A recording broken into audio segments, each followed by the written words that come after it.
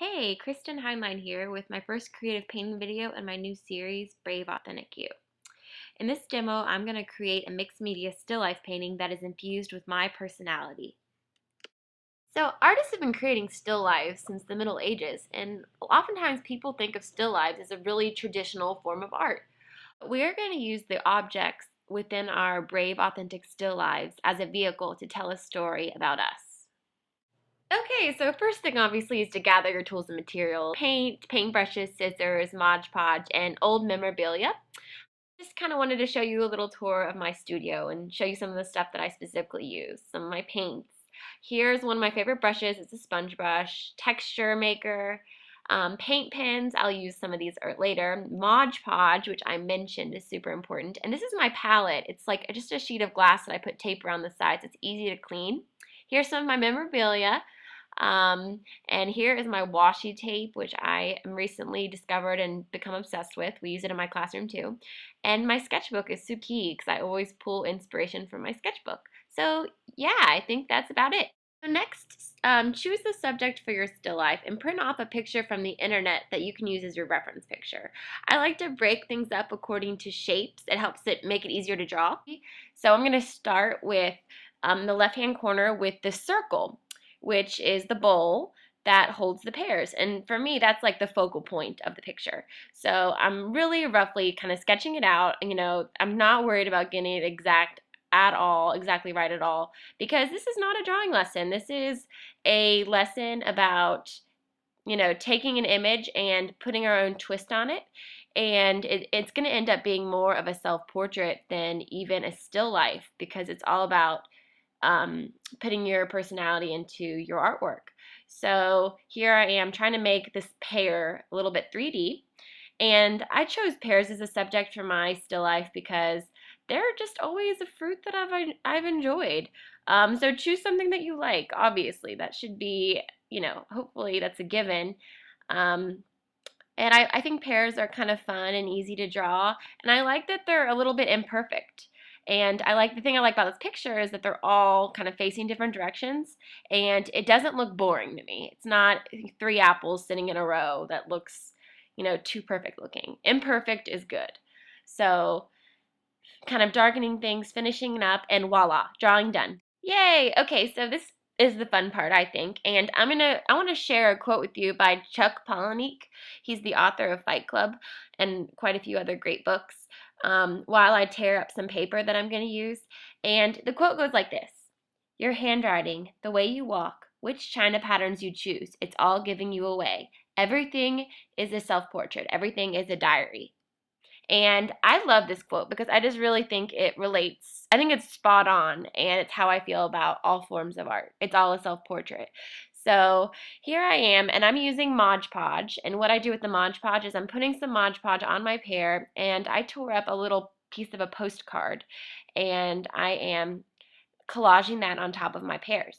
Other things you could use to collage on top of your still life drawing would be pages from a book, perhaps journal entries, um, old pattern paper that you like, receipts. I've used receipts before. But I'm using the postcard because I like this kind of tainted color, and it's going to blend in well with the actual colors of the pears. So um, this is a patterned wallpaper that I found at Lowe's, and I love to use it in my art. It's actually textured. I don't know if you can tell that, but it's really cool to paint over even. And um, I kind of discovered that it matches a little bit the pattern of the glassware that the bowl is sitting on. If you look really closely at the reference picture, there's this intricate kind of detail with ceramics. So I'm just playing around, and that was a happy discovery. I didn't purposely do that, but it happens to look good there. So I'm using Mod Podge, and the key to Mod Podge is to put it on top of the work surface and then to tear a piece of paper or whatever you're putting on top, sticking that paper on the Mod Podge, and then again Mod Podging on top of that to kind of seal it in there. So yeah, and Mod Podge is great. I use it for all sorts of things. So putting a little bit more on this end. So as you're working on this, I really want you to be looking through your box of treasures, which is what I have off to the side. Things that, they can be things that you use every day, old things that you've kept, memorabilia, and you can see I actually collect old photographs from antique stores. I just have a fascination with people in them. So I'm going to collage this photograph somewhere onto my picture. And as I'm working on my collage, I'm letting it develop as is. I'm not really planning anything out. I'm just kind of going with what intuitively feels right. And for some reason, this couple really spoke to me when I was looking through my stuff. So, so yeah, I'm continuing to fill. I want a little piece of this postcard in all of my pairs, just so it kind of provides a sense of unity and everything kind of fits together. And as I'm working on it, there is a real kind of mood that's coming alive in this picture. It's become more intimate and more personal, and the story is already starting to unravel, which I think is so cool. So once you think you're like done with your collage, go ahead and get out your paints, and you can see here I'm already starting to paint around my pears. And I'm mixing India ink with acrylic ink. Any type of paint should work fine. The key is to use a variety of colors and to mix. I like to mix for the most part directly onto either my palette or onto my picture. And I am going right on top of my collage with mixing greens and yellows and whites and a little bit of burnt umber, like a brown color, and I'm painting within the lines of my pears. And I am going around my collage, my postcard piece that I Mod Podged in there, and I'm trying to integrate it so that it doesn't just stand out like a sore thumb. And for me, that's kind of fun. It's kind of like a game to see how I can make it blend in and look natural going with the piece. I want to go around all my pairs, and I always do this at some point in my project, and I do like a temporary sort of outline. I don't like to leave that there because I want it to all blend in and look nice in the end, but it kind of just helps me separate the shapes and create shadows that are cast onto the other shapes. So I'm taking this burnt umber India ink and I'm going around my fruit, and it creates a sense of contrast as well, which I want to keep in my piece. I'm adding the stems and adding some white and some burnt umber, and here I am taking more burnt umber and I'm kind of blending it from one pair to the other, since that one's in front of and overlapping the other pair.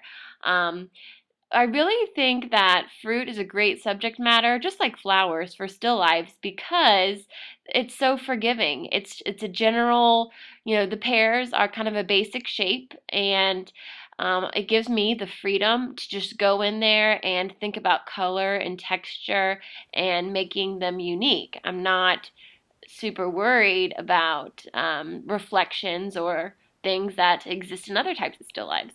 And another thing I try not to worry about too much is making a mistake. For example, if I accidentally, as I was trying to blend in the postcard pieces, if I accidentally painted over too much of the postcard, then that's okay. I can always, when this layer is dry, I can always go back on top and add more of that collage element. So I try not to worry about making mistakes. Once I'm done painting the pears, I'm going around and I'm adding contrast. I'm adding this black color, and I'm going around the glassware. I'm going around the whole thing, and I'm kind of blending it out, being really, really loose with my paintbrush. And this is going to be helpful when I add my background color, which is going to be a bright color, and I'm actually going to use a blue color for that. This is one of my favorite colors. It's like a teal, and I am just scraping some of that color out, and I just love this buttery thick color. I'm going to take a brush, a big brush, and I'm going to cover the background with it. So I'm just having fun with it, adding white to make it pop, and filling in the blank space on my canvas with this turquoise teal color. Um, I'm trying to gather a little bit of that black around the edge that I just added for my glassware. I'm adding that into the teal so that it kind of creates a shadow, a cast shadow onto the surface. And I'm painting around the picture in the top right hand corner. You can see I'm painting a little bit on top of it because I want to integrate it, but I don't want to cover it up entirely. It's a little bit harder to get stuff off of a real photograph. I am with washi tape, and I love this stuff. For some reason, I only recently discovered it. It's really fun for creating little borders. I have a lot of it in my classroom, and we use it with like my art club at school. So I'm creating kind of a frame around the sides of my little picture that don't have a fruit or a vase or picture attached to it. So kind of like the blank sides, I'm adding this border kind of to keep everything together. And here are my Posca pens. And I am just going through, and at this point everything is dry.